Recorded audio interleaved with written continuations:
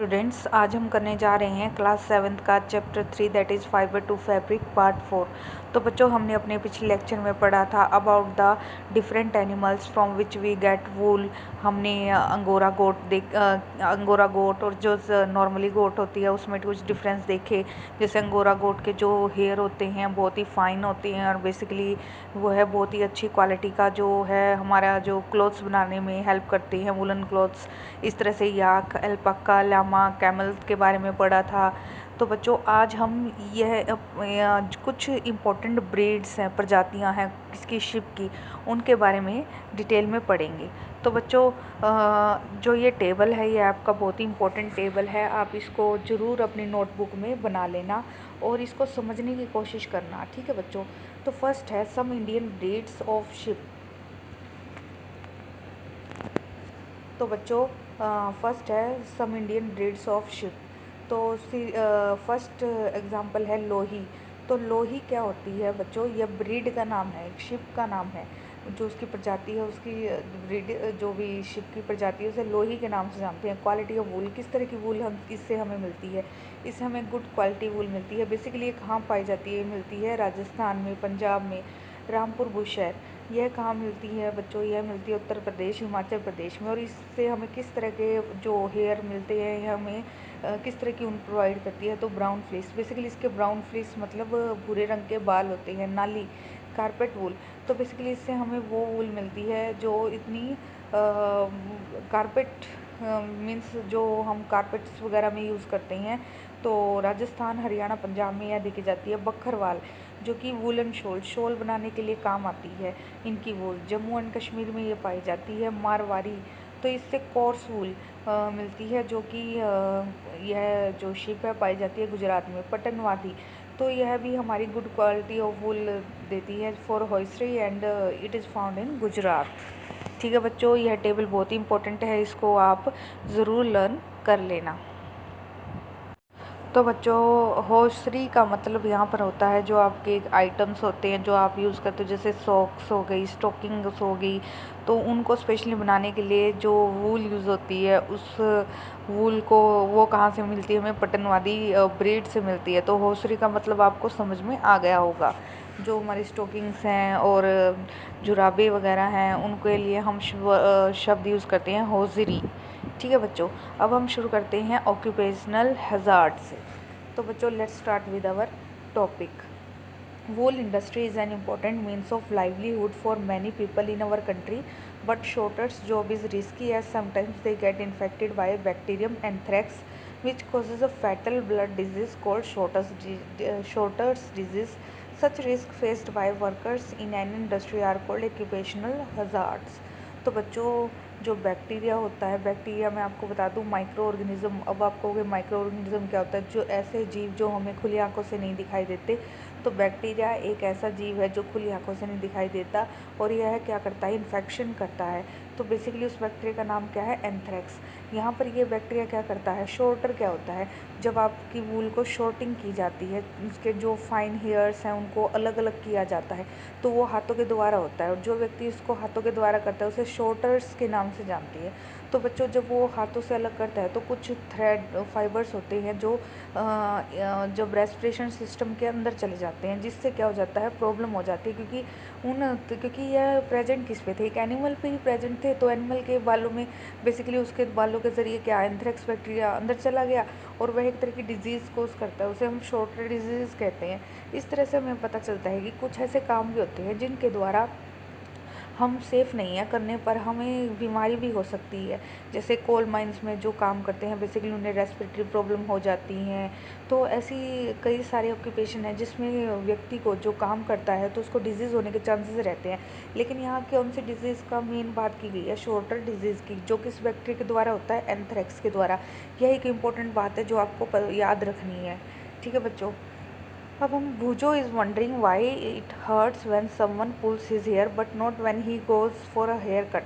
तो बच्चों यह इतना वो जो बहुत ही हैरान है, जब कोई हमारे बाल खींचता है तो हमें दर्द होता है, जबकि कोई काटता है तब दर्द नहीं होता। ऐसा क्यों है? क्योंकि जब बाल खींचते हैं तो बेसिकली वो हमारे अंदर से स्किन से अटैच होते हैं, तो हमें दर्द का अनुभव होता है। लेकिन बाल कटते हैं बिकॉज जो हेयर होते हैं वो डेड सेल्स होते हैं, तो वहाँ पर जब कटते हैं तो हमें अनुभव नहीं होता। तो इसका आंसर ये है। Boojho is wondering why a cotton garment can not keep us warm in winter as a woollen sweater does. तो बच्चों कॉटन गारमेंट हमें इसलिए गर्म नहीं रखते क्योंकि कॉटन गारमेंट्स में बहुत ज़्यादा छेद होते हैं जिनके द्वारा हवा आर पार चली जाती है। जबकि हवा क्या है? पूरे कंडक्टर ऑफ हीट, या हम ऑलरेडी पढ़ के आ चुके हैं। तो गर्म कपड़े एयर को ट्रैप करते हैं और एयर पूरे कंडक्टर ऑफ हीट है जो हमारे शरीर की गर्मी को बाहर नहीं जाने देती है, और इस तरह से वुलन क्लॉथ्स हमें गर्म रखते हैं। तो let's do activity 3.4। Debate amongst your classmate whether it is fair on the part of humans to rear sheep and then chop off their hair for getting wool. तो बच्चों यह भी एक डिबेट का पार्ट है कि जो भेड़ों को बालों को यूज़ करना वूल के लिए बाय कटिंग देयर हेयर, तो यह कोई अच्छी बात है या गलत बात है? तो बच्चों यह अगर देखा जाए तो कहीं ना कहीं कई लोगों का मानना है कि इससे एनिमल्स जो है उनको हार्म किया जाता है। ऐसा नहीं है बच्चों, अगर सही तरह से कट किया जाए तो इससे एनिमल को कोई हार्म नहीं होता।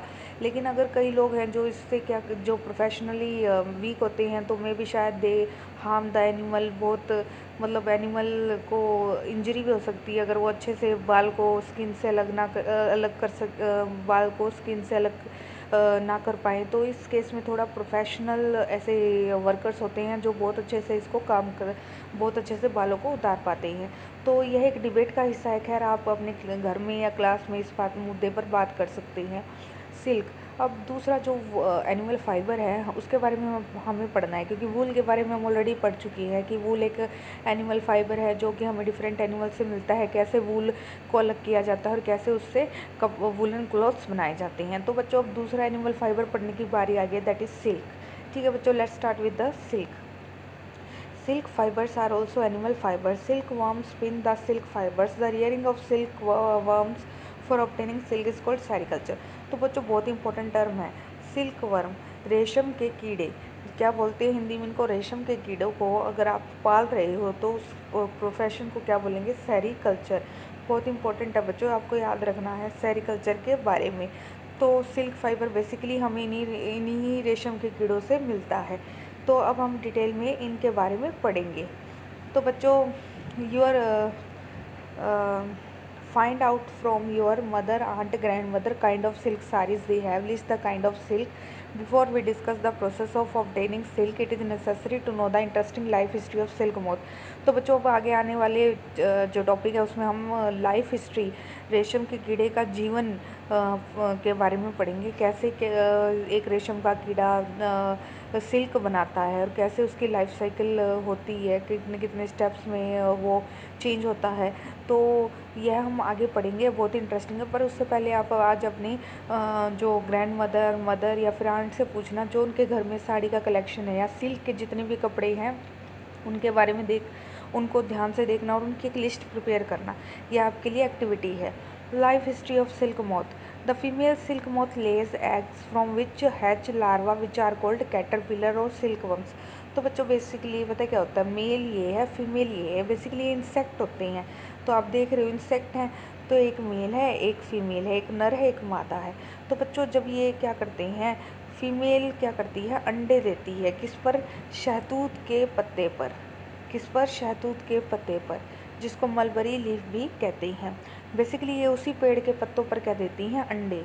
तो उन अंडों में से हैचिंग मतलब निकल के आना बाहर, उन अंडों से एक लार्वा निकलता है। लार्वा मतलब जो बिल्कुल अलग है इंसेक्ट से, जो रेंगता है।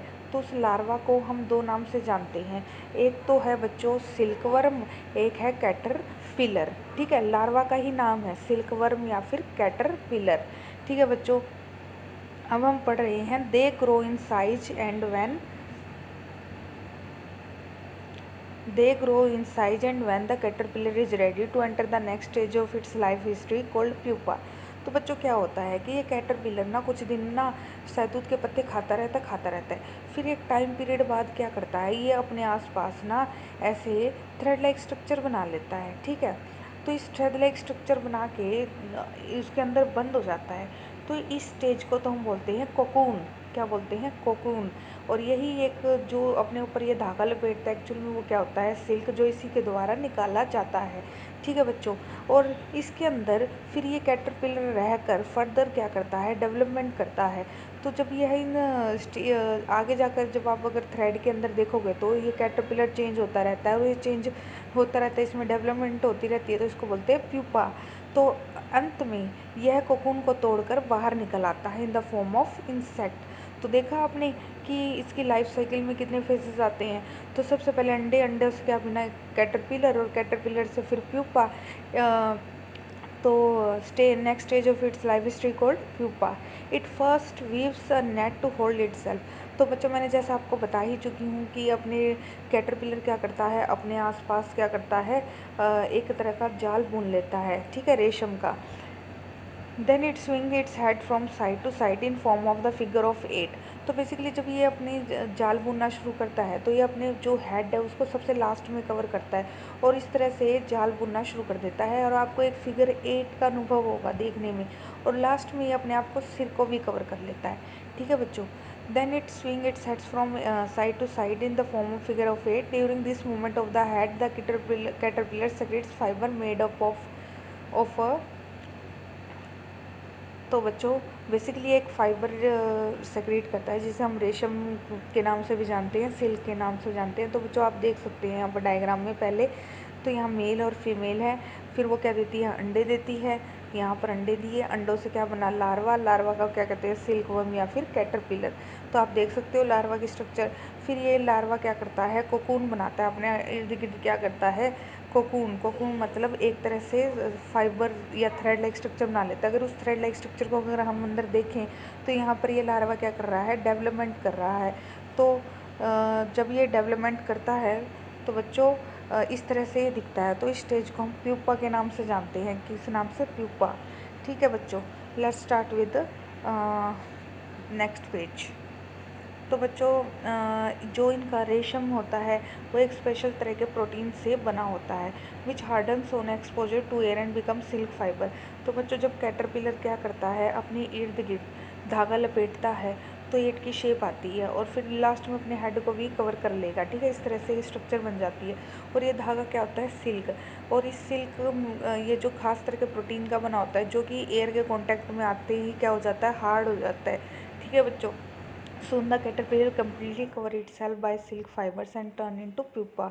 तो कोकून क्या करेगा? जब अपने इर्द गिर्द धागे की तरह रेशम बुन लेगा तो अंदर जो कैटरपिलर प्रेजेंट होगा वो डेवलपमेंट करता रहेगा, और इस स्टेज को हम बोलते हैं प्यूपा। तो soon the caterpillar completely cover itself by silk fiber and turn into pupa। This covering is known as cocoon। तो बच्चों, प्यूपा तो क्या हुआ? कैटरपिलर जो अपने ऊपर, जिसके ऊपर किसकी कवरिंग है? रेशम की कवरिंग है। तो इस कवरिंग को बेसिकली हम कोकून कहते हैं, और अंदर जो लार्वा होता है उसे हम प्यूपा कहते हैं। तो इस तरह से अगर हम देखा जाए तो प्यूपा के ऊपर क्या प्रेजेंट है? कोकून। ठीक है, जो आउटर कवरिंग है वो जो रेशम की बनी होती है उसे क्या कहा जाता है? कोकून। और एक्चुअल में रेशम बनाने के लिए हम कोकून का इस्तेमाल करते हैं। The further development of the pupa into moth continues inside the cocoon. तो कोकून के अंदर प्यूपा क्या करता है? अपना डेवलपमेंट कैरी ऑन, कंटिन्यू रखता है। ठीक है बच्चों। Silk fibres are used for weaving silk cloth. तो बेसिकली बच्चों, सिल्क फाइबर कहाँ यूज़ होते हैं? सिल्क के कपड़े बनाने के लिए। Can you imagine that the soft silk yarn is as strong as comparable thread of steel. तो बच्चों, सिल्क इतना बेशक कितना ही सॉफ्ट हो, लेकिन वो इतना स्ट्रॉन्ग है जितना कि एक स्टील का थ्रेड हो। ठीक है बच्चों, उसमें स्ट्रेंथ बहुत ज़्यादा है। The silk yarn is obtained from the cocoon of the silk moth. तो यह भी एक इम्पॉर्टेंट बात है कि जो सिल्क का धागा है, रेशम का धागा है, वो हमें कहाँ से मिलता है? वो हमें कोकून से मिलता है, प्यूपा से नहीं। प्यूपा तो अंदर जो कैटरपिलर है उसको बोला जा रहा है। There is a variety of silk moths which look very different from one another, and the silk yarn they yield is different in texture. तो बच्चों डिपेंड करता है सिल्क मोथ की वैरायटी पे। सिल्क मोथ की जो वैरायटी है वो अलग होगी, तो डिपेंड करता है कि एक सिल्क मोथ बढ़िया जो है क्वालिटी का रेशम दे रहा है या ठीक ठाक क्वालिटी का रेशम दे रहा है, तो उसके अकॉर्डिंग टू द टेक्सचर हम इसको डिफरेंट टाइप्स में बांट सकते हैं। जैसे कुछ कोर्स होते हैं, घने होते हैं, कुछ स्मूथ होते हैं, कुछ शाइनी ज़्यादा होते हैं। दस तसार, मुगा, कोसा सिल्क, तो इसी इन्हीं करेक्टर्स के बेसिस पे हमने कुछ सिल्क को डिवाइड कर दिया है, tasar silk, muga silk, kosa silk. तो बच्चों यह बहुत इंपॉर्टेंट है, आप अपनी नोटबुक में राइट डाउन कर लेना कि different types of silk, tasar silk, muga silk, kosa silk. ठीक है बच्चों। Are obtain from cocoon spun by different types of moths, तो ये डिफरेंट टाइप्स ऑफ मोथ से मिलने वाला सिल्क है। तो ये बहुत इंपॉर्टेंट है बच्चों, इसलिए मैं बार बार कह रही हूँ, इसको नोट डाउन कर लेना। The most common silk moth is mulberry silk moth, पर सबसे बढ़िया क्वालिटी का जो सिल्क मोथ है वो है मलबरी सिल्क मोथ। मलबरी किसको कहते हैं? शहतूत के पेड़ को मलबरी कहा जाता है, और उसके ऊपर जो सिल्क मोथ मतलब वो इंसेक्ट रहता है जो सिल्क प्रोड्यूस करता है, उसे सिल्क मोथ कहते हैं। तो सबसे कॉमन क्वालिटी का जो बढ़िया क्वालिटी का सिल्क मोथ है वो है मलबरी सिल्क मोथ। ठीक है। The silk fibre from the cocoon of this moth is soft, lustrous and elastic. इनसे जो सिल्क मिलता है वो बिल्कुल ही नरम होता है, शाइनी होता है, लस्ट्रस होता है और इलास्टिक होता है। And can be died in beautiful colours, और उनके ऊपर डिफरेंट तरह की डाई भी या कलर भी आसानी से चढ़ सकते हैं। ठीक है बच्चों। सेरीकल्चर और culture of silk worms is a very old occupation in India. India produces plenty of silk in on a commercial scale. तो बच्चों सेरीकल्चर है जिसे हम कह सकते हैं रियरिंग ऑफ सिल्क वर्म्स या कल्चर ऑफ सिल्क वर्म्स, जिसमें हम सिल्क वर्म्स का पालन करते हैं, मतलब रेशम के कीट का पालन करते हैं, उसे हम सेरीकल्चर कहते हैं। और ये बहुत ही पुराना ऑक्यूपेशन है, मतलब काम है जो कि इंडिया में किया जाता है, और इंडिया में सिल्क बहुत ही भारी मात्रा में बनाया जाता है और बाहर एक्सपोर्ट भी किया जाता है। ठीक है बच्चों। तो बच्चों आज के लिए इतना ही, और आज आप सिल्क के बारे में और लाइफ साइकिल ऑफ जो सिल्क मोथ है उसके बारे में डिटेल में पढ़ेंगे। आज के लिए इतना ही, धन्यवाद।